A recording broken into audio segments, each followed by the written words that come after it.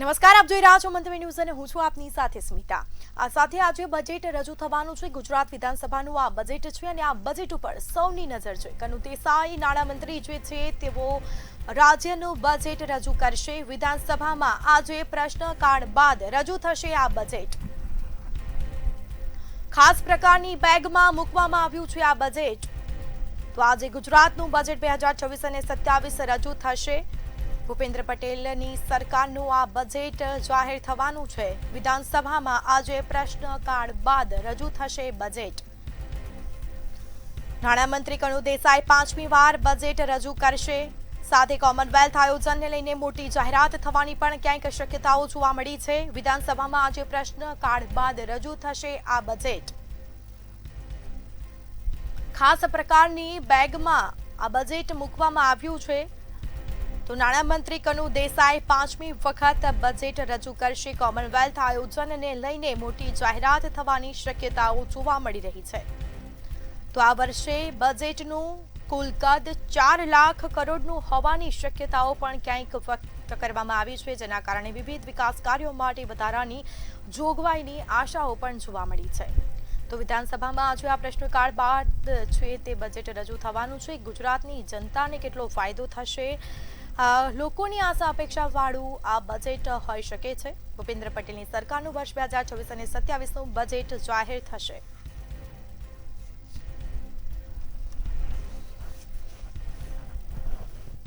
તો આ બજેટ છે તે આજે રજૂ થવાનું છે। ગુજરાતનું દેવું 2020 અને 21માં 29,88,010 કરોડ। તો આ જે રીતે અમે આ ચાર્ટ બતાવ્યો છે, તો 2021 અને 22માં પણ કરોડોનું આ જે દેવું છે। 2022 અને 23નું 3,39,683 કરોડનું આ દેવું છે। તો ગુજરાતનું છેલ્લા કેટલાક વર્ષનું જે દેવું છે તે અમે આપને બતાવી રહ્યા છીએ। 2023 અને 24માં 3,89,381 કરોડ રૂપિયા। આ સાથે જ 2015 અને 16માં 1,37,667 કરોડનું બજેટ। 2016 અને 17માં 10 વર્ષનું આ જે બજેટ અમે આપને બતાવી રહ્યા છીએ 2,27,029 કરોડ। 2022 અને 23નું 2,43,000 કરોડ છે। 2023 અને 24નું આ જે બજેટ છે, જે રીતે 10 વર્ષનું અમે આપને બજેટ બતાવી રહ્યા છીએ, અત્યાર સુધી કેટલું જે દેવું થયું છે 10 વર્ષનું આ જે બજેટ રજૂ કરવાના જે આ ચાર્ટ અમે આપને બતાવી રહ્યા છીએ। 2024 અને 25માં 3,32,465 કરોડ છે। 2019-20ની વાત કરીએ તો 2,03,147 કરોડ। 2015 અને 16માં 1,37,667 કરોડ રૂપિયા।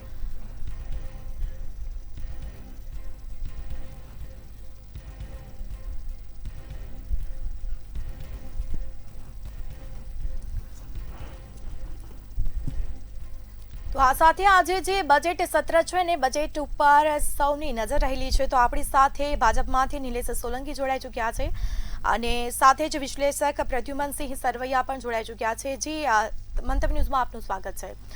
નિલેશભાઈ, હું પહેલા આપને પ્રશ્ન પૂછવા માંગીશ કે છેલ્લા 10 વર્ષમાં આજે બજેટ 166% જેટલું વધ્યું છે, શું આવક પણ એટલી જ ઝડપથી વધી છે કે કેમ, શું કહેશો?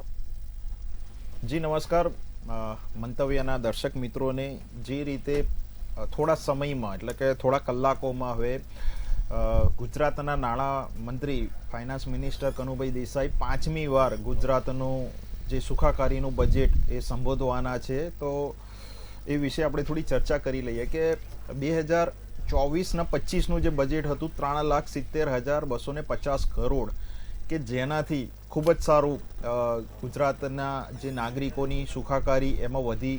જે રીતે કોઈ ટેક્સ વધારાનો રાખવામાં નહોતો આવ્યો અને 12 લાખ સુધીની ટેક્સ ફ્રી જે આવક મર્યાદા હતી એને વધારીને 87A રિબેટ એટલે કે 60,000 સુધીનું જે સેન્કશન કહેવાય એમાં ફાયદો થયો હતો। 3,70,250 કરોડ એટલે આપણે સમજી શકાય કે ગુજરાતની જે કાર્યદક્ષતા જે નાગરિકો માટે રહી છે કે સામાન્ય વ્યક્તિને કેન્દ્રમાં રાખીને મુખ્યમંત્રી શ્રી ભૂપેન્દ્રભાઈ પટેલના એક એક અવકાશ જઈ રહ્યો છે કે ભાઈ ખેડૂત હોય, ગરીબ હોય, યુવા હોય અને મહિલા હોય, આ ચારેયનું ખૂબ જ સારો એવો વિકાસશીલ થઈ શકે કે લખપતિ દીદીથી માંડીને યુવાનો ડ્રોન ઉડાડતા થઈ ગયા, મહિલાઓ ખેતરમાં જોઈએ છે કે ડ્રોન ઉડાવે છે, ખેતી માટે પણ આપણે જોયું હશે કે ગુજરાતમાં પહેલું પ્રથમ રાજ્ય છે કે ગુજરાત દિવસે વીજળી આપે છે, જે 8 કલાક ખેડૂતોને વીજળી મળે છે અને આજે 12 કલાકથી પણ વધારે જે વીજળી કે એક સમય હતો કે ખાવાના ટાણે સંધ્યા ટાણે જ કે વીજળી જતી હતી, તો આજે એ દિવસો દૂર થઈ ગયા. ઘરે ઘરે નલ સે જલ યોજના સફળ થઈ, ઘરની બહાર શૌચાલય થઈ ગયું, ના ઘર નળ ગટર રસ્તા કે જેમાં હમણાં જ થોડા સમય પહેલાં અમદાવાદ મ્યુનિસિપલ કોર્પોરેશનનું ખૂબ જ માતબર બજેટ કે 18,501 કરોડનું જે બજેટ આપવામાં આવ્યું, તો એનાથી આ દેખાઈ આવે કે ગુજરાત અને જે સિટીઓ જે ડેવલપ થઈ રહી છે, તો એનાથી ગુજરાત વિકાસશીલ થઈ રહ્યો છે. ને હવે ભારતમાં ગુજરાત નહીં પણ ગુજરાત એક કહેવાય રોલ મોડલ થઈ ગયું કે વિશ્વ પણ એને સ્ટડી કરી રહ્યું છે. સૌથી વધારે યોજના તમે જુઓ કે રિવરફ્રન્ટમાં તમે જુઓ કે 38 કિલોમીટરથી પણ વધારેની લંબાઈ છે ને હવે બીજા ફેઝ 2 પણ એમાં વધારો થશે. જે રીતે જે કહી શકાય કે મેગા સિટીઓનું જે ડેવલપમેન્ટ થઈ ગયા છે, ગુજરાત ક્યારે વિકસિત થાય કે જ્યારે એની 10 સિટી, એની જે નામાંકિત સિટી હોય એનું ડેવલપમેન્ટ થાય, એના રોડ, રસ્તા, ઇન્ફ્રાસ્ટ્રક્ચર, આરોગ્ય માટેનું હોય, એજ્યુકેશન માટેનું હોય. હવે બહારના પરપ્રાંતિયો પણ ગુજરાતમાં પોતાની વેપાર અને નોકરી અર્થે પણ આવે છે. એ કહી શકે છે કે બેરોજગારી દર સૌથી ઓછો છે સમગ્ર ભારતમાં. શાંતિ સુરક્ષા સમિતિ કે એના માટે પણ ગુજરાત જાણીતું છે.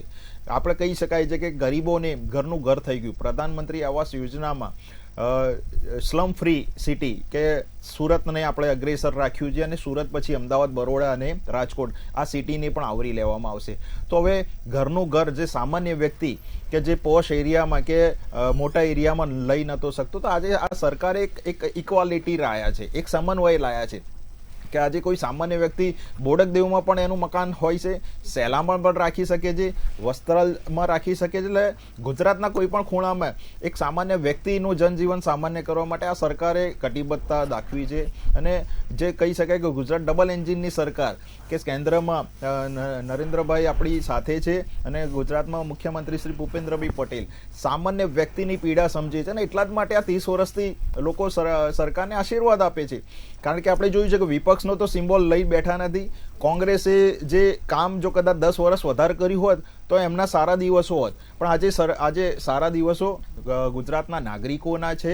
સરકાર એટલા જ માટે સીધા સંપર્કમાં છે, વિપક્ષ તો છે જ નહીં, પણ સામે સીધા નાગરિકોની જે પરેશાની હોય છે એ પરેશાની દૂર કરે છે. આજે રોજગારી હોય, આજે બાળકો માટે પણ જે શિક્ષણિત હોય, તમે જોયું હશે બેન કે થોડા સમય પહેલા 1.25 લાખ નામાંકન આઈટીમાં દાખલ થયા, જે ખૂબ જ ઐતિહાસિક છે. સરકારી જે નગર શિક્ષણ સમિતિના સ્કૂલો સ્માર્ટ ઓરડા બનાવવા હોય, સ્માર્ટ સ્કૂલો બનાવવી, તો આ સરકારે સૌથી વધારે સબસિડાઇઝ યોજનાઓ ગુજરાતમાં અમલ કરી છે. અને એટલા જ માટે જે 25,000 કરોડનું બજેટ ખેડૂતો માટે જે સમર્પિત કર્યું હોય, તો આ સરકાર કરી શકે છે. જી બિલકુલથી. તો આપે જે રીતે જણાવ્યું, આપણી સાથે પ્રદ્યુમનસિંહ સરવૈયા જોડાઈ ચૂક્યા છે, જે વિશ્લેષક છે. જી, આપ જણાવો કે બજેટનો 166% આજે વધારો થયો છે, શું આ મોંઘવારી અને અર્થતંત્રની વૃદ્ધિ સાથે અનુરૂપ છે કે કેમ? શું કહેશો આ મુદ્દે આપ? આપણું ગુજરાત એક વિકસિત રાજ્ય છે, એટલે રાહત પૂરતું સીમિત ના હોય, સાથે સાથે વિકાસની વાત અને સુવિધાઓ એ બજેટમાં હશે અને હોવી જોઈએ.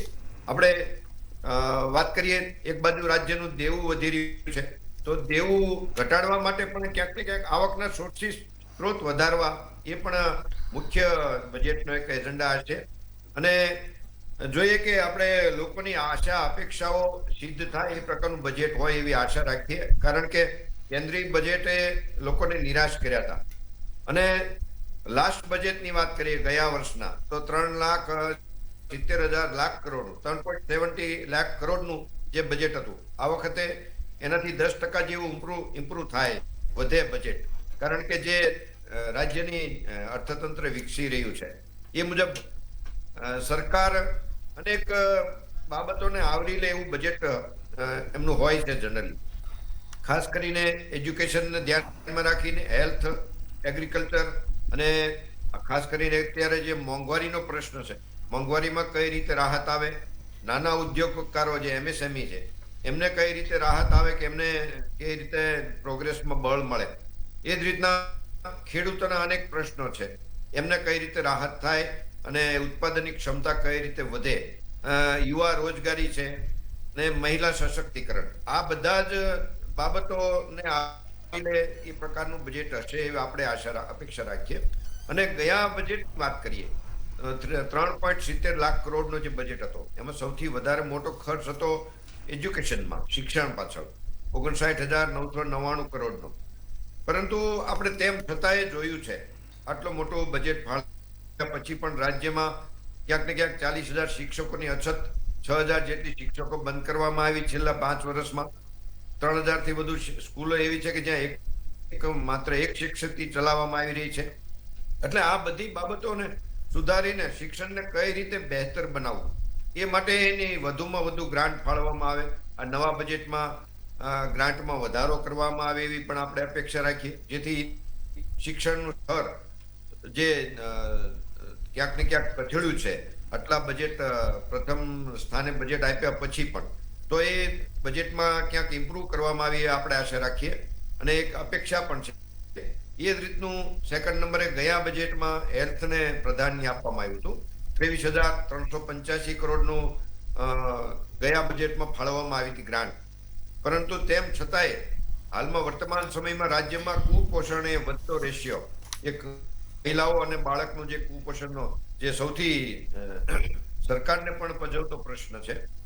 એટલે હેલ્થથી, આરોગ્યથી કઈ રીતે બેટર પોષણક્ષમ આપણે નાગરિકો ઉભા કરી શકીએ, પોષણક્ષમ વાતાવરણ ઊભું કરી શકીએ, એ માટેના સરકારના પણ પ્રયાસો હશે.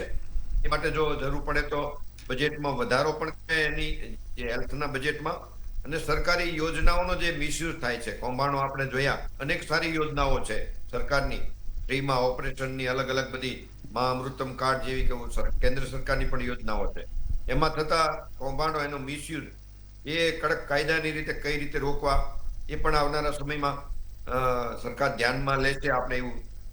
અને ઓવરઓલ જોઈએ તો વધારે બહેતર હેલ્થ કઈ રીતે થાય એ માટેની યોજનાઓ, ક્યાંક ને ક્યાંક વધુ સ્ટાફની યોજનાઓ, ક્યાંક વધુ CSC સેન્ટરો, હેલ્થ સેન્ટરો બનાવવા, અને આવી અનેક યોજનાઓ આવનારા બજેટમાં આવે એવી આપણે અપેક્ષા રાખીએ. એ જ રીતનું એગ્રીકલ્ચરની વાત છે. એગ્રીકલ્ચરમાં જોઈએ તો 22,498 કરોડની ફાળવણી ગયા બજેટમાં કરી. જે રીતે એગ્રીકલ્ચર, ખેતી ઉદ્યોગ છે એ અનેક બાબતોનો સામનો કરી રહ્યો છે, અનેક તકલીફો, કુદરતી આફતોનો, ગ્લોબલ વોર્મિંગની તકલીફો, અને જે ટેકાના ભાવ મળવા જોઈએ એ નથી મળતા. એટલે ખેડૂતોના પ્રશ્નો બહુ વધારે સિરિયસ છે. અને ખેતી ઉદ્યોગ એક એવો ઉદ્યોગ છે કે રાજ્યમાં 60% જેટલી રોજગારી, કે રાજ્યનો 60% જેટલો પ્રજાજન એ ઉદ્યોગ સાથે સંકળાયેલો છે. એટલે એની ઉપર એની સરકાર સામે અપેક્ષા પણ મોટી હોય. અને ખેડૂતના કેટલાક જે સંગઠનો છે એમની તો માંગણી છે કે બજેટમાં 50% સુધીનું સ્થાન ખેડૂતની યોજનાઓ માટે આપવું, પરંતુ એ શક્ય નથી. પરંતુ તેમ છતાંય જો એગ્રીકલ્ચર ડિપાર્ટમેન્ટ ગયા વખતના બજેટ કરતા ડબલ પણ જો સહાય આ વખતે ખેતી ઉદ્યોગને આપે, જે 22,498 કરોડને ગયા વખતે ફંડ ફાળવણી આપી હતી, એનાથી જો આ ડબલ પણ કરે તો પણ ખેતી ઉદ્યોગને અનેક રાહત મળે, અનેક બાબતમાં એક નવું એનું એને જે કાંઈ ઇમ્પ્રૂવ થાય.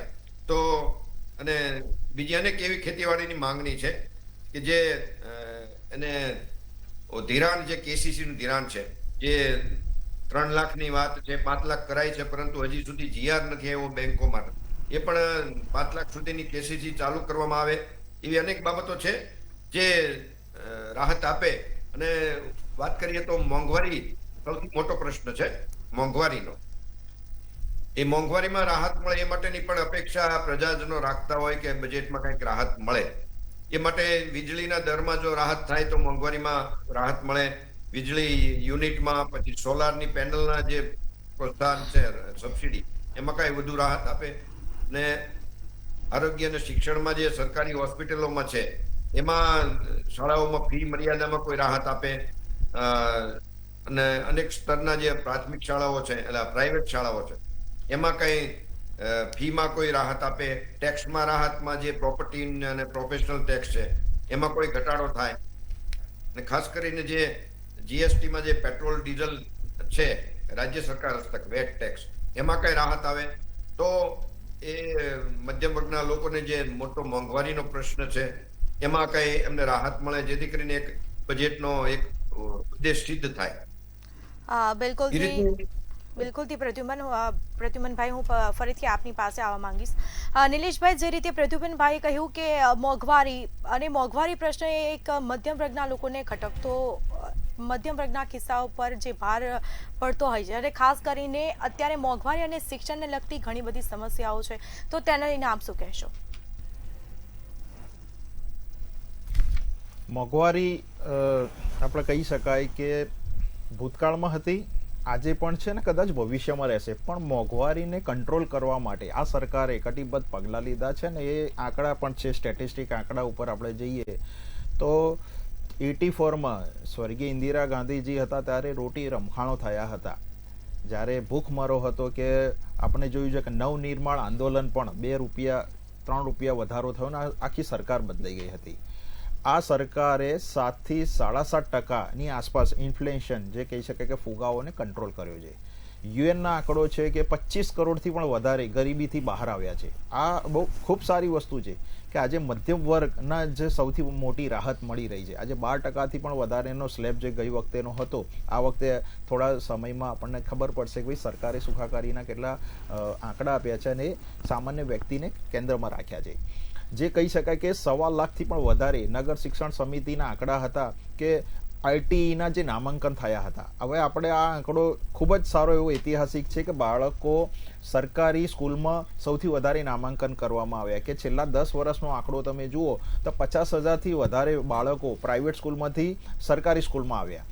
દિવસે દિવસે સ્માર્ટ શાળાઓ બની રહી છે, એના ઓરડા બની રહ્યા છે. જે બ્લેકબોર્ડ હતા એ બ્લેકબોર્ડ નીકળીને ડિજિટલાઇઝેશન થઈ ગયું છે.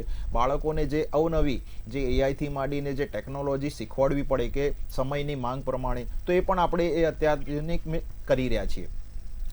શિક્ષણ સમિતિમાં જે પગલાં લેવા જોઈએ કે બાળકને સૌથી વધારે કે નામાંકન, આપણને ખ્યાલ છે કે ભાઈ મુખ્યમંત્રી શ્રી નરેન્દ્રભાઈ હતા જ્યારે ગુજરાતના, ત્યારે આંગળી પકડીને એક શાળા પ્રવેશ મહોત્સવ એ ચાલુ કર્યો હતો, અને આજે મુખ્યમંત્રી શ્રી ભૂપેન્દ્રભાઈ પટેલના સમયમાં એ કાર્યરત એ કામ ચાલુ છે. આજે બાળકોને આપણે કહેવાતું હતું કે ભાઈ ઘણા સમય પહેલાં કે બાળકને સ્કૂલે મોકલી ગયા ને તો એ બૂમો રાડો પડે મારે સ્કૂલ નથી જવું. આજે સામેથી વાલીઓ સ્કૂલે મોકલતા થયા છે, તો આ એક વિકાસ થયો છે. અને જે રીતે આપણે જોયું છે કે આઈઆઈટી, આઈઆઈએમ, આ જે સમગ્ર શિક્ષણમાં કેજીથી માંડીને પીજી સુધી સરકાર જે સહાય આપે છે એ બાળકો વિદ્યાર્થીઓને ખૂબ જ એ પ્રોત્સાહન મળે છે. એસસી એસટી અને ઓબીસી જે 15 લાખ જે પ્રોત્સાહન આપે છે કે વિદેશ અભ્યાસ લોન માટે પણ આપે છે. જે કહી શકાય કે ગુજરાત જે અગ્રેસર થઈ ગયું કે ગ્રીન એનર્જી, કે ઘરે ઘરે સોલર. આપણે જોયું છે કે એમથી આમ રોડ ઉપરથી નીકળીએ છીએ, બ્રિજ ઉપરથી નીકળીએ છીએ તો ઘરના જે કહેવાય કે ટેરેસ ઉપર કે સોલર એનર્જી જોવા મળે છે. 78,000થી પણ વધારે સબસિડાઇઝ આપીએ છીએ. તો આ સરકારે આ બતાવ્યું કે આપણે આ ટેકનોલોજીના માપદંડ સાથે આગળ વધી શકીએ છીએ. સૌથી વધારે ફાયદો સામાન્ય વ્યક્તિને કઈ રીતે કરી શકીએ છીએ, તો આના અવનવા આયામો લાવ્યા. અને એટલા જ માટે નરેન્દ્રભાઈ આજે 3જી વાર કેન્દ્રમાં શપથ લીધી છે અને અહીંયા 30 વર્ષથી મુખ્યમંત્રી શ્રી ભૂપેન્દ્રભાઈ પટેલના ભાજપ સરકાર આમાં કામ કરી રહી છે. તો એટલા જ માટે કે લોકોને ખ્યાલ આવે કે ભાઈ અમદાવાદમાં આજે 95 જે કહી શકાય કે સમગ્ર ગુજરાતમાં બ્રિજો છે, 23 કાર્યરત છે અને 25 પુલો નિર્માણમાં છે. તો આ ઇન્ફ્રાસ્ટ્રક્ચર બતાવે છે કે આજે સામાન્ય વ્યક્તિને નળ ગટર ની આગળ એને શું જોઈએ. પહેલાં ઘણા સમય પહેલાં પાણી માટે વલખા મારવા પડતા હતા, આજે પાણી બચાવવા માટેની યોજના કરવી પડે છે. એટલે નરેન્દ્રભાઈએ જે ગુજરાતને જે જળ અછતથી જળ સમૃદ્ધિ તરફ લાવ્યા અને નેવાના પાણી મોભે ચડાવ્યા, બેન આ ગુજરાતના માટે પડકાર હતો. કારણ કે ગુજરાતમાં 70% એરિયામાં 30% વરસાદ પડે છે અને 30% એરિયામાં 70% વરસાદ પડે છે. તો આ ભૌગોલિક પરિસ્થિતિનો પડકારથી માંડીને ઉત્તર ગુજરાતથી દક્ષિણ ગુજરાત સુધી પાણી પહોંચાડ્યું, કચ્છમાં જી, પાણી પહોંચાડ્યું. જી, તો નિલેશભાઈ, આ જી, આયામો જી, હતા. નિલેશભાઈ, જી, હું જી. આવું છું આપની પાસે. તો આપણી સાથે કોંગ્રેસમાંથી જયદીપસિંહ ચૌહાણ પણ જોડાઈ ચૂક્યા છે. જી, મંતવ્ય ન્યૂઝમાં આપનું સ્વાગત છે. આજે જે બજેટ રજૂ થવાનું છે વિધાનસભામાં, આપને શું લાગી રહ્યું છે કે મધ્યમ વર્ગની આશાનું આ બજેટ હશે કે કેમ? આપને મતલબ કે આપના મતે શું કહેશો? ખૂબ ખૂબ આભાર બેન. અને ભાજપના પ્રવક્તા જે વાત કરી હતા એની આગળ આપણે પિક્ચર સ્ટાર્ટ થાય ને એ રીતે મૂકી શકીએ કે આ પૂરેપૂરી કાલ્પનિક વસ્તુઓ છે અને સત્ય સાથે કોઈ લેવા દેવા નથી. બેન, તમે ને મેં પોતે અહીંયા ફરીએ છીએ આપણે ગુજરાતમાં. આજે પણ ગુજરાતમાં 3.78 લાખ એટલે 3.4 કરોડ લોકો સરકારી અનાજ પર જીવે છે. એમાંથી આપણે કુપોષિત બાળકોમાં 3rd નંબર પર છે મેમ. હાઈએસ્ટ 3માં 3જા નંબર પર છે કુપોષિત બાળકોમાં. બેન, બીજી વાત તમે કહો છો શિક્ષણની. છેલ્લા 4 વર્ષમાં 52,000 સ્કૂલો બંધ થઈ ગઈ છે. એમાંથી 78 સ્કૂલ એવી છે કે જ્યાં એક જ ટીચર ભણાવે છે. સૌથી વધારે ડ્રોપ આઉટ રેશિયો જે આપણે શિક્ષણમાં ગણશું આખા દેશમાં બિહાર જેટલા પછાત રાજ્યમાં જ્યાં સરકાર એમની 20 વર્ષથી છે નીતિશ બાબુ જોડે. એના પછી ઝારખંડ ને ઝારખંડ પછી 3જા નંબર આપણે આવે છે ડ્રોપ આઉટ રેશિયોમાં. આપણે ત્યાં બેન સૌથી વધારે જરૂર એનું રીઝન તમે છાપામાં તમે વાંચ્યું હોય કે તમે લોકો સાથે વાત કરી સ્ટુડન્ટ સાથે તો મેમ ત્યાં ટોયલેટ નથી સ્કૂલોમાં. ટોયલેટની સાથે મેમ આ બજેટમાં જો અગર ખરેખર જો કામ કરવામાં આવે છે, માનનીય જે પહેલા યુપીએનમાં એક્સ એમ્પ્લોય છે ને હાલ હમણાં 10th પાસ મુખ્યમંત્રી 8th પાસ ઉપ મુખ્યમંત્રી માટે બજેટ બનાવવા જઈ રહ્યા છે. જો એમને ખરેખર લોકો માટે કામ કરવું છે બેન તો લોકો માટે સૌથી પહેલા શું શિક્ષણની જરૂરત છે. પ્રાથમિક શિક્ષણ તમે સ્કૂલો જે બંધ કરી છે પાછી ચાલુ કરો. અમારે ત્યાં સાગબારા, ડેડિયાપાડા, કવાંટ, આહવા, ડાંગ ત્યાં એટલી બધી સ્કૂલો બંધ કરી દેવામાં આવી છે મેમ. અને આજે વાત છે ને 50,000 લોકો પાછા સરકારી સ્કૂલમાં, કેમ કે એ લોકો ફીસ પે કરી નથી શકતા. કોવિડ પછી તમે સિચ્યુએશન જો સુરતમાં હીરા બજારની હાલત જો તમે દરેક જગ્યાએ જો અંકલેશ્વર જેડીસી જેવા અમારે ત્યાં 8,000 યુનિટ બંધ થયા છે આખા ભરૂચ જિલ્લામાં. એના સિવાય તમે બેન બીજી જોશો કે બેરોજગારી વધી રહી છે. બેરોજગારીની સામે તમારો સામે શું પગલા હતા? ત્રીજી વસ્તુ તમારું આરોગ્ય ખાતું પડ્યું. નીતિન પટેલ જે વખતે મુખ્યમંત્રી નાયબ મુખ્યમંત્રીને આરોગ્ય ખાતાનો એમનો વિભાગ હતો તેમણે કીધું કે અમે દરેક તાલુકે સરકારી દવાખાના ખોલશું. તો બજેટમાં એમને બણગા ફૂક્યા હતા. આજે તાલુકામાં છો, જિલ્લે કશે નથી. એક નવો છેલ્લા 30 વર્ષમાં તમે શાસન કરો છો, એક નવો બંધ નથી બાંધ્યો અમે. જે કેનાલો બાકી છે નર્મદા નિગમની 72% કેનાલો બાકી છે, જે 28% બની છે. બજેટમાં પોતે કૃષિ મંત્રી રઘુભાઈ બોલ્યા હતા કે ભાઈ ઉંદેડા ખાઈ જાય છે. એવી રીતે તમે કેનાલો બનાવો છો, ત્યાં એટલો બધો ભ્રષ્ટાચાર છે. નલ સે જલ કમાવા માટેની યોજના છે. નલ સે જલ એટલે કમલને કમાવા માટે નલ સે જલ લાયા છે. એના પહેલા સુજલામ સુફલામ યોજના લાયા હતા જે તળાવો બનાવવા માટે. તળાવોમાં ખાલી માટી કામ ને માટી વેચવામાં આવી છે તલાટીઓ અને સરપંચો દ્વારા. ત્યાં કોઈ પણ તળાવ નથી, અનિવન તળાવ છે, ત્યાં કેટલાય છોકરાઓ મળી ગયા છે. બીજું મેં મધ્યમ વર્ગ પર વાત પર આવ્યા કે મૃદુ ને મુક્કમ સરકાર છે. જે વખતે 2014માં તમે જોશો તો સોનાનો ભાવ 22,500 રૂપિયા હતો. આજે કેટલો છે બેન કેટલો છે અત્યારે ભાવ? અત્યારે 2 લાખ ઉપર છે ભાવ. ઠીક છે, તમારે મામેરું કરવું હોય 5 તોલા સોનું આપવું હોય તો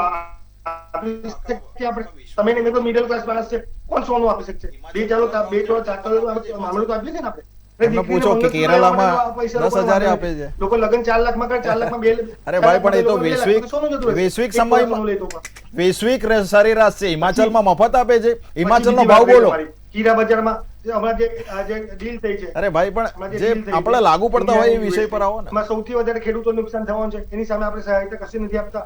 ગઈ વખતે જે વાવાઝોડું આવ્યા હતા તેમાંથી 11% લોકોને ખાલી હજુ સુધી સહાયતા મળી છે. 81% લોકોને સહાયતા નથી મળી.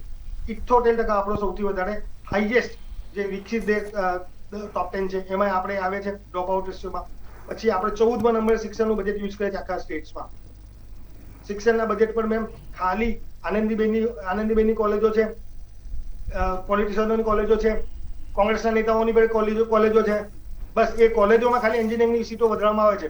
પ્રાઇવેટ સીટ કયા નેતાની કોલેજ છે? નામ તો આપો. આજે 2026માં 150 એટલી સરકારી સીટો. કયા નેતાની કોલેજ છે કોંગ્રેસના? તો કેટલી કોલેજો ખોલી નાખી. ડેન્ટલમાં એવું છે, ડેન્ટલમાં તમે એ ખોલતા નથી. MBBSમાં એક પણ નોટ અ સિંગલ નરેન્દ્રભાઈ શું કેશુભાઈ થી લઈને અત્યાર સુધી not a single medical college, સરકારી મેડિકલ કોલેજ. તમે તમારા મળતિયાઓ ને તમારા MLA ને જે કોલેજો ખોલી નાખી તેની વાત છોડ દો તમે. અરે તમે બોલ્યા અભિયાલ કોંગ્રેસના નેતાની કોલેજ છે, તમે બોલ્યા અભિયાલ ની વાત કરતા સાહેબ તમે શરમ આવે છે? રાજકોટમાં કઈ એમ ચાલે છે? અરે તમારા અભિયાલ, અરે ભાઈ તમે બોલ્યા કે કોંગ્રેસના નેતાની કોલેજ છે, તમે બોલ્યા નામ તો આપો. અરે બજેટમાં મને આપણે ત્યાં ભલામણ કરી શકીએ. કોઈને તકલીફ પડતી હોય તો આપણે આગળ આવી શકીએ. એ ભાઈ હિન્દુ મુસલમાન મુદ્દા પર ડિબેટ અરે, કરવા આવશે, હું એ બોલ્યો જ બિહાર નથી ઇલેક્શનમાં કોઈ પણ આવશે, શબ્દ. એ બજેટ પર બી કરશે અને હિન્દુ કોઈ આંકડા મુસલમાન નથી. તમે બીજા બધા બોલ્યા ખોટા છો. આંકડા છે. ચલો આ જીડીપી પર વાત કરીએ. પ્રદ્યુમનભાઈ છે વિટનેસમાં. બેન 2 મિનિટ ખાલી પેનલમાં વન ટુ વન વાત કરી લો એમની સાથે. અરે આ ભાઈ GDP હવે પર. ક્યાંથી ક્યાં જતી રહી ગાડી, બ્રેક વગરની ગાડી. નિલેશભાઈ, જીડીપી ગુજરાતના જીડીપી જયદીપભાઈ આપણે બજેટ ઉપર ચર્ચા કરવાની છે. બોલો. જયદીપભાઈ આપણે બજેટ ઉપર ચર્ચા કરવાની છે, એની વાત રજૂ કરો આપ. પર પર્સન જીડીપી બજેટને રિલેટેડ પર પર્સન જીડીપી એને કેલ્ક્યુલેટ થાય છે અને પર પર્સન લોન કેટલી છે તમને ખ્યાલ છે આંકડા છે? ચલો આપણે એના પર ડિબેટ કરીએ. જી નિલેશભાઈ, જે રીતે તેઓ કહી રહ્યા છે જયદીપભાઈ કે શિક્ષણ અને બેરોજગારી, તો એ મુદ્દે ઉપર આપ શું કહેશો?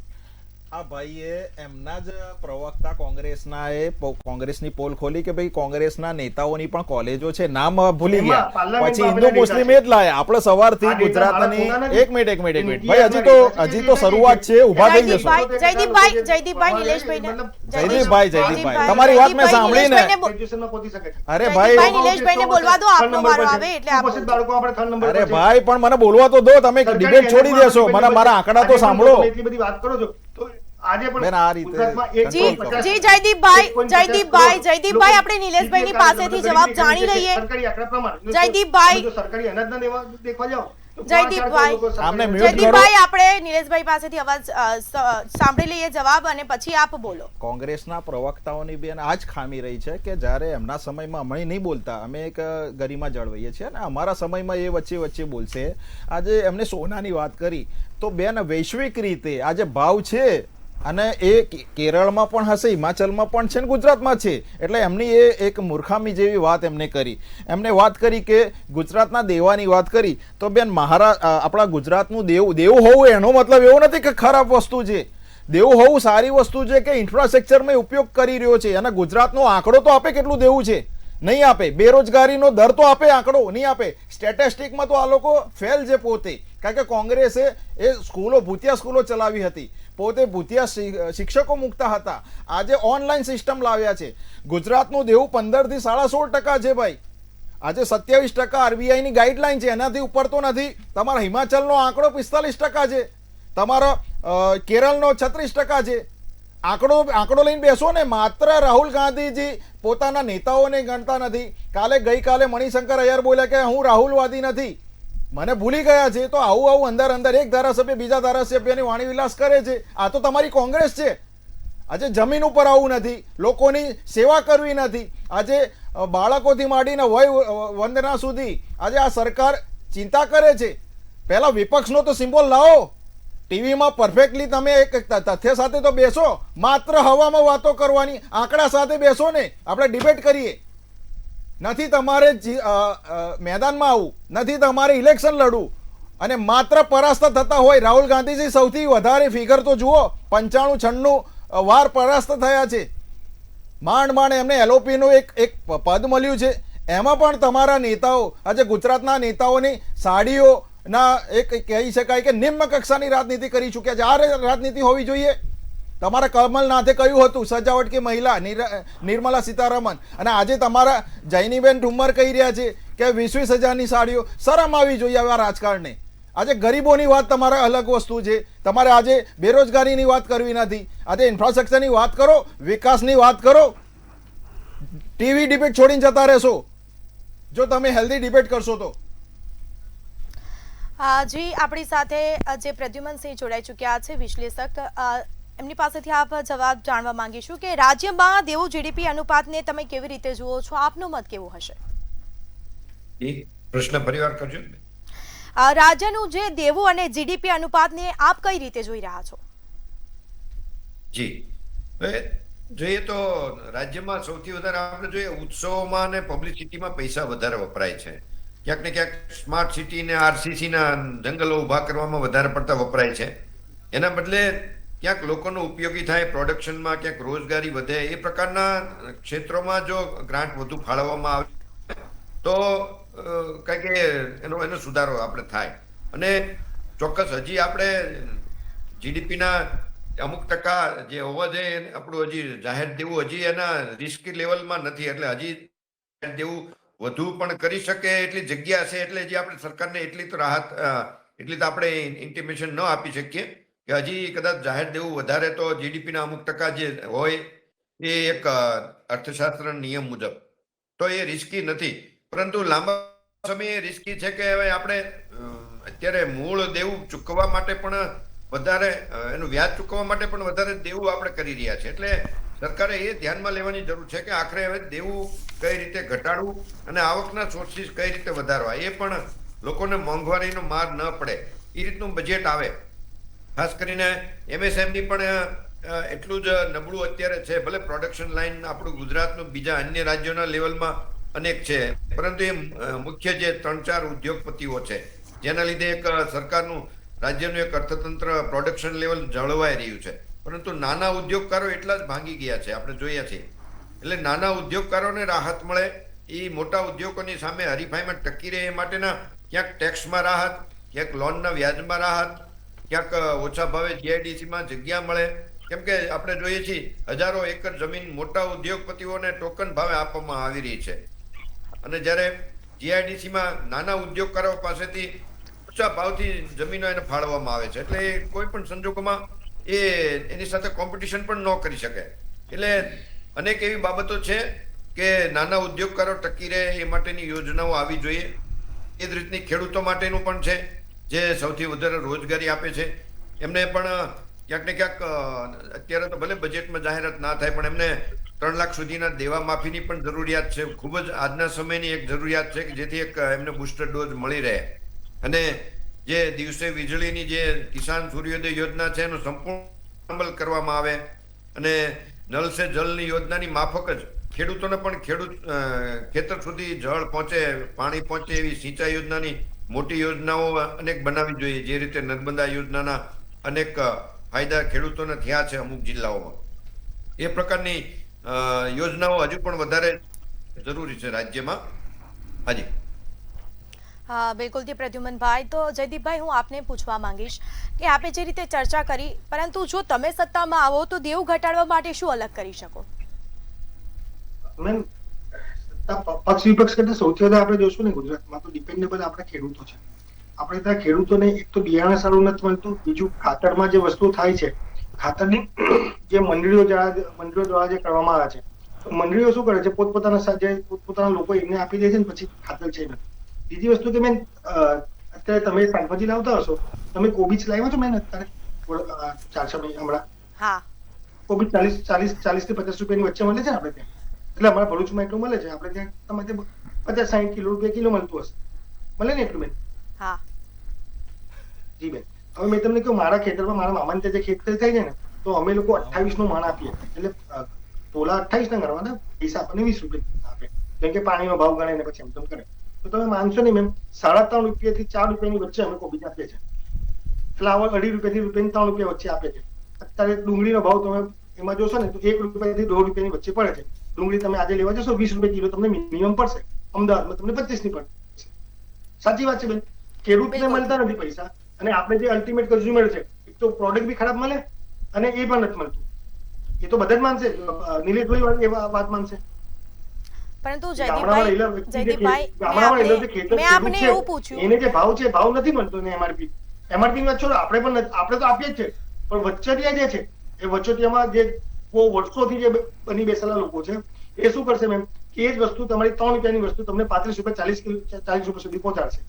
તો એ વચેટિયાઓને જો હટાડવામાં આવે, એ હાટ બજારને અલગ રીતે બનાવવામાં આવે કે શાકભાજી હાટ જયદીપભાઈ, વચ્ચે લાયા હતા. પણ જયદીપભાઈ, મારો સવાલ આપને એ હતો કે જો તમે સત્તામાં આવો તો દેવું ઘટાડવા માટે શું કરશો? જમીન પર ઇમ્પ્લિમેન્ટ નથી. અમે પોતે ખેડૂત, અમને ખ્યાલ છે.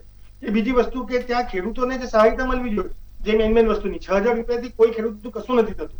જે રિયલમાં જે ખેતી કરે છે, જે ખેતીમાં પોતાનું ખાલી કટિયામાં નામ ચાડી રહ્યા છે 7-8 જણા પોતા, એમને ઘરમાં પૈસા તે વસ્તુ અલગ છે. તો એનું એકવાર એની જમીનમાં જે છે, જમીનનું તમે જોશો તો જમીનમાં આજે એટલો બધો સાર વધી ગયા છે.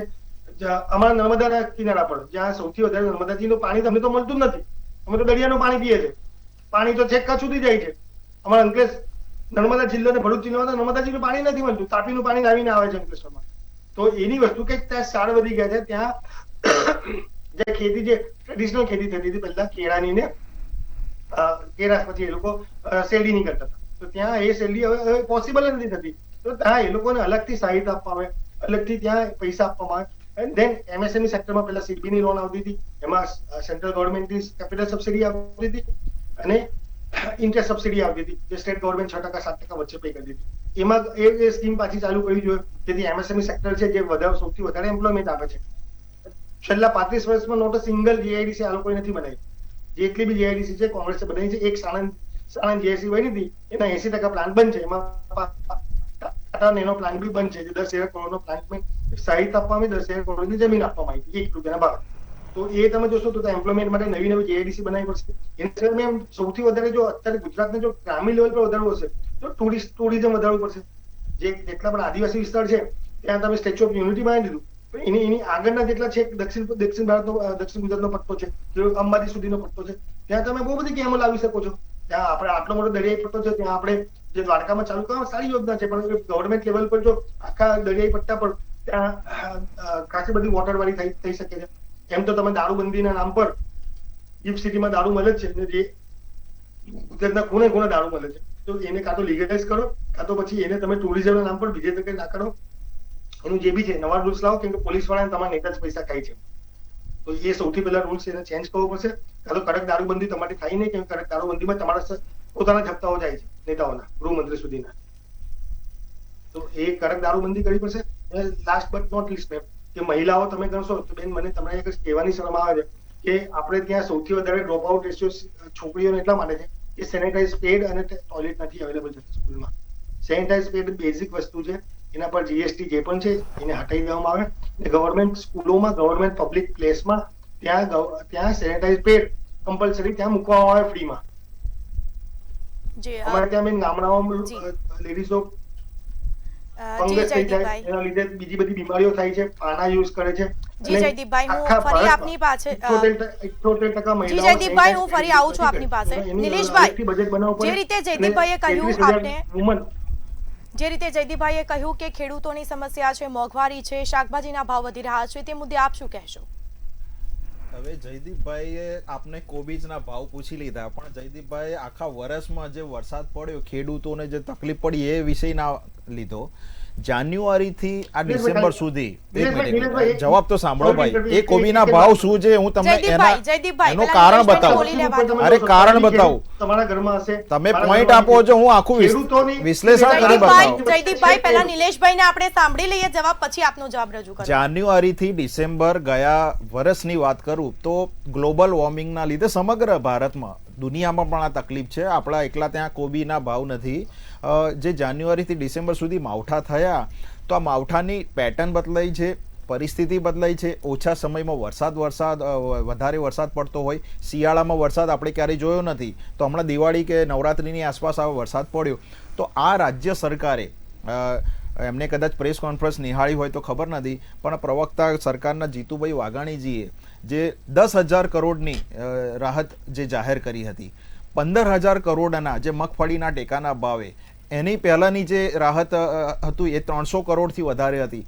તકરીબન 25,000 થી 26,000 કરોડ બેન ગુજરાતમાં ખેડૂતોના વહારે આ સરકાર આવી, એમની સાથે ઊભી હતી. આજે આપણે જે પણ અનાજ ખાઈએ છીએ, જે પણ સબ્જી ઘરે જમીએ છીએ, એ એમને ક્યાંથી બહારથી આવે છે, ઉડીને આવે છે, એ આપણા ત્યાં એ થાય છે. બીજું કે આજે કિસાન સન્માન નિધિના નાનામાં નાનો મોબાઈલ હોય ને ખેડૂત પાસે, તો 2,000નો એક મોબાઈલ આવે છે, તો એના એ સ્મિત એનું થઈ જાય છે કે ભાઈ આજે મને સરકારે 6,000ની રાહત આપી. આ સરકારે જે આપ્યું છે ભાઈ, તમે થોડા 10 વર્ષ વધારે આપ્યું હોત ને તો તમે ઘરે ના બેઠા હોત. તમે તો કિસાનોને ગોળીઓ મારી હતી. આ સરકારે 3 લાખથી વધારીને 5 લાખ કિસાન ક્રેડિટ કાર્ડની યોજના કરી. આજે પણ 0% વ્યાજે કિસાનોને લોન આપવામાં આવે છે, ફેન્સિંગની લોન આપવામાં આવે છે, તલાવડીઓ મોટી કરવા માટે એમની યોજના આપવામાં આવે છે. તમારા સમયમાં કોંગ્રેસમાં તો બાપુજી એપ્લાય કરે ને કિસાનનું જે પેલું વીજળીનું કનેક્શન, તો એના દીકરા સુધી પહોંચતું નહોતું. આજે 3 થી 4 દિવસમાં વીજળી કનેક્શન મળી જાય છે. આજે 17,000 થી 19,000 જે ખેડૂતોના કિસાનનું જે કહેવાય કે એ વીજળીના રજીસ્ટ્રેશન છે, આજે ગામે ગામે વીજળી પહોંચી છે ને. હવે તો સોલર ડ્રોન ઉડાડતા થઈ ગયા છે ભાઈ. તમે કઈ સાલમાં તમે જીવો છો? તમે થોડા અપડેટ થાઓ. કોંગ્રેસના પ્રવક્તાઓ થોડું જોવે કે ગઈકાલે ભારતમાં એઆઈ જે ફોર્મેશનમાં જે સમગ્ર 56 દેશો આવ્યા હતા, નરેન્દ્રભાઈ એનું આગેવાની કરી હતી. હવે AI થી આ ખેડૂત પોર્ટલથી આપણે ખેતી કરીએ છીએ.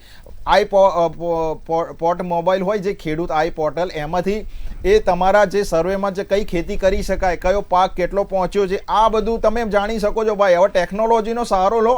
માત્ર તમારે હારવું છે, રાહુલ ગાંધીજી માત્ર ફોરેન પ્રવાસ કરે છે તો થોડું સ્વદેશી અભિયાન ચલાવે, થોડા સ્વદેશી ચશ્મા પહેરે તો આપણને નોલેજ મળે કે આજે ભારત સમગ્ર જગ્યાએ મોબાઈલ બનાવવામાં આગળ છે. આજે ગ્રીન એનર્જીમાં સૌથી વધારે ગુજરાત અગ્રેસર છે બેન. તો આ બધું આ ટેકનોલોજીના સહારે, આ સ્વદેશી અભિયાનના લીધે આ કામ થઈ રહ્યું છે.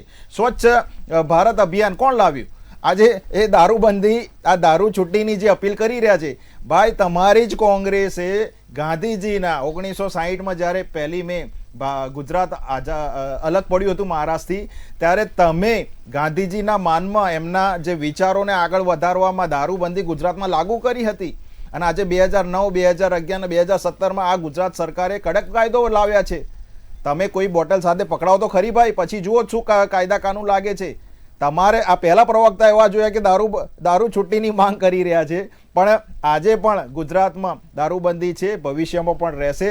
જ્યાં જે જગ્યાએ ગિફ્ટ સિટીમાં 500 કંપનીઓ છે બેન ફોરેનની, કે ત્યાંના એમ્પ્લોય છે. આપણા પણ ત્યાં બહારના જે ગુજરાત બહારના લોકો આવે છે તો ત્યાં લીકર ફ્રી ઝોન કરવામાં આવ્યું છે.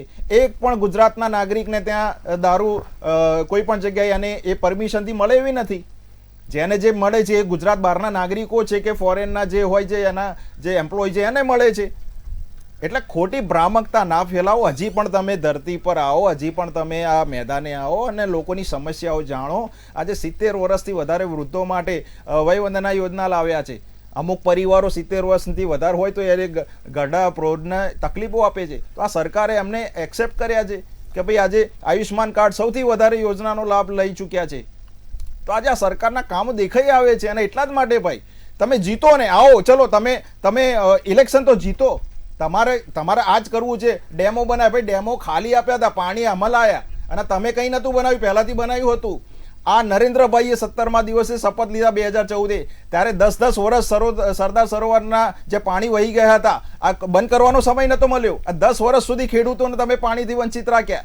ગુજરાતના પહેલા મુખ્યમંત્રી હતા નરેન્દ્રભાઈ, કે જેને આ આંદોલન ઉપવાસ કરવો પડ્યો હતો, અને 17મા દિવસે શપથ લીધા અને સીધા સરદાર સરોવરના ડેમ ઊંચા લીધા. કેમ? તમને આ ગુજરાતથી તકલીફ હતી? પણ નહીં, આ ગુજરાતની માનસિકતા રહી છે કે માત્ર છે ને એક જ ધર્મને એક હિન્દુ મુસ્લિમ એ લાયા, આપણી તો કોઈ ચર્ચા જ નથી થઈ. તો આનાથી આગળ આ સરકાર કામ કરી રહી છે. હિન્દુ મુસ્લિમ જો કરવું હોત ભાઈ તો તમે સરકારમાં હોત, અમે વિપક્ષમાં હોત. પણ અમે સામાન્ય વ્યક્તિઓના જે મુદ્દા છે કેન્દ્રમાં લાવ્યા, અને એટલા જ માટે આ સુખાકારીનું બજેટ થોડા સમયમાં હવે આપણે સ્ક્રીન ઉપર જોઈશું. જી બિલકુલથી. તો પ્રદ્યુમનભાઈ, હું આપને પૂછવા માંગીશ કે શું આ વધતું બજેટ વિકાસનો સકારાત્મક સંકેત છે કે પછી આર્થિક દબાણ? શું કહેશો આપ? જી ચોક્કસ. સરકાર સમયે સમયે જે રીતે આવકના સોર્સિસ વધારી રહી છે, અમુક રાહતો પણ આપી રહી છે, એટલે આપણું રાજ્ય વિકાસના પંથે છે જ. અને દર વર્ષે આપણે જોઈએ છીએ બજેટ પણ મોટું થતું જાય છે. અને આપણે જોયું હમણાં છેલ્લે અમદાવાદ નગરનું બજેટ જોયું તો ક્યારેક અમુક નાના દેશથી પણ મોટું બજેટ છે. એટલે આપણે એક પ્રાઉડ કરવા જેવું વાત છે દેશ રાજ્ય માટે કે આપણે વિકસિત દેશના એક મેઇન મહત્વનું આપણે રાજ્ય છીએ. અને ચોક્કસ એના પરિણામો પણ આવી રહ્યા છે.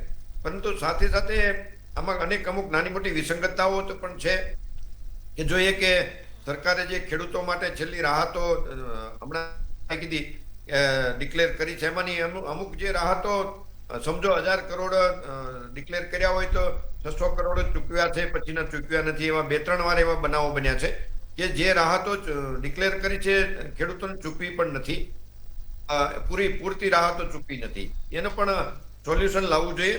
અને દારૂની વાત કરો, દારૂબંધી છે એ સૌથી સારી વાત છે, પરંતુ ધરાતલ દારૂબંધી નથી એ પણ એક શરમજનક વાત છે. એટલે દારૂબંધી હોવાથી રાજ્યને લગભગ 50,000 કરોડનું ટેક્સનું નુકસાની છે.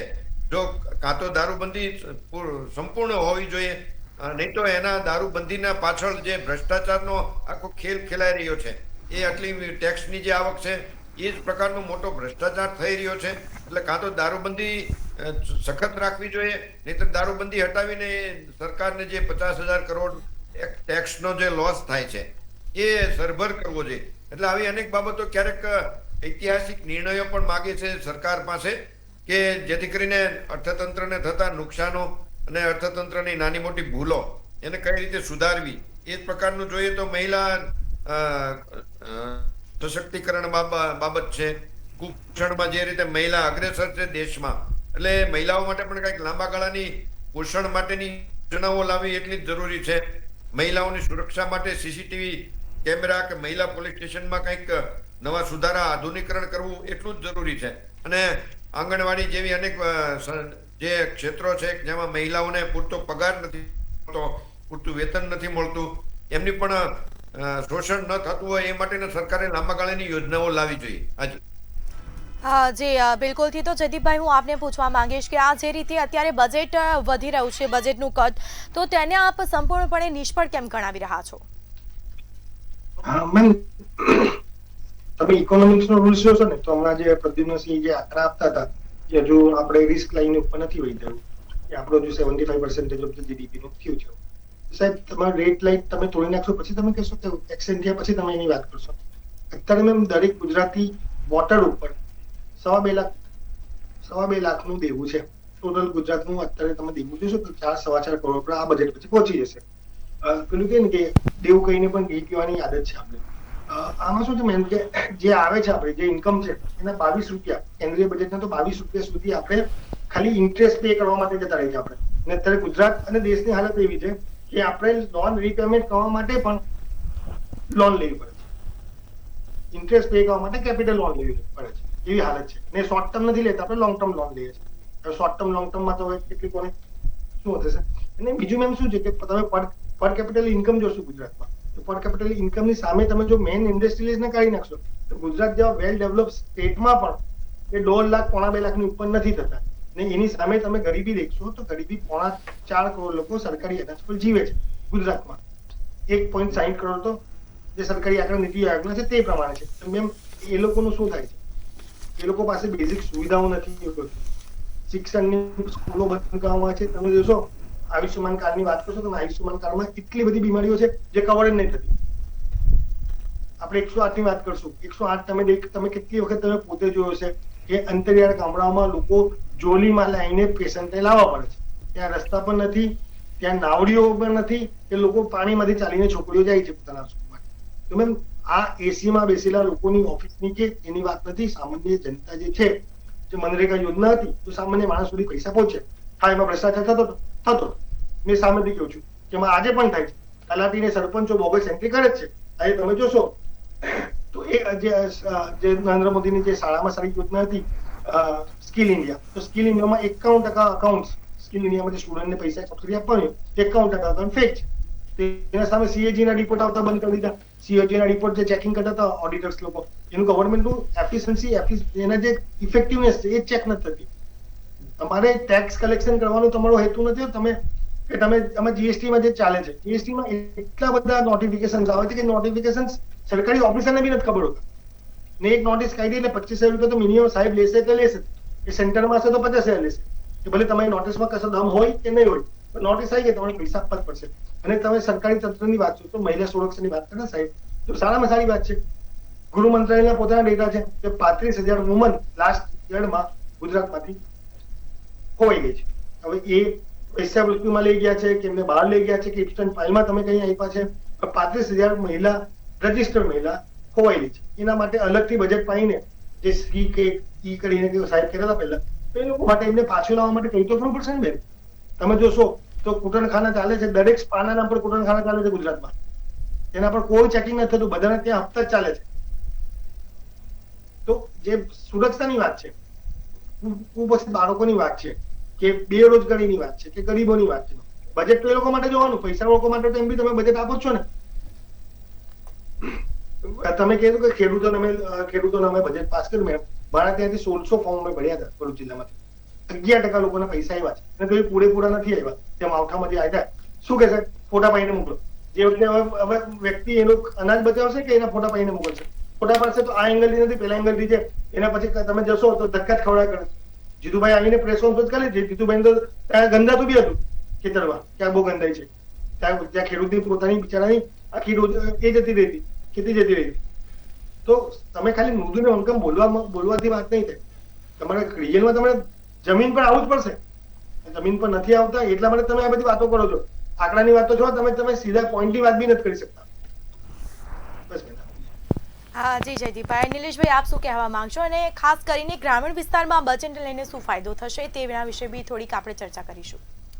ગ્રામીણમાં બેન ભાઈએ જે વાત કરી એ અલગ મલકની વાતો કરી, પણ બજેટને લગતી સીધી પોઈન્ટ ટુ પોઈન્ટ વાત ના કરી. એમને ક્યાં કોઈ જગ્યાએ બધી જ વાતો એક વિષયમાં લાવી તો મને એવું લાગે છે કે એમની જોડે કોઈ મુદ્દા જ નથી. ગ્રામીણમાં જે રીતે હમણાં જ મુખ્યમંત્રીશ્રીએ નગરપાલિકાઓ, જે આપણે જોયું કે સાબરકાંઠાનો જે જિલ્લો હતો ડિવાઈડ થઈને વાવ થરાદ આવ્યો, તો એમાં નગરપાલિકા આના નોર્મ્સ હોય છે, 5 લાખ 10 લાખ 15 લાખ એ રીતના પોપ્યુલેશન હોય, એને પછી એક ગ્રેડ 1 2 3 ટાયર 1 2 3 એ રીતના આપવામાં આવે છે. તો ગ્રામીણોનો પણ જે કહેવાય કે જે કનેક્ટિવિટી મળવી જોઈએ, જે ટ્રાન્સપોર્ટેશન મળવું જોઈએ. આજે તમે કોઈ પણ જગ્યાએ નાનામાં નાનું એક પોર્ટર કરો છો બેન, તો 20 થી 25 મિનિટમાં તમને મોબાઈલ પર દેખાય છે કે આ પોર્ટર આટલા સમયમાં આટલા પૈસા થશે ને આ પહોંચી જશે.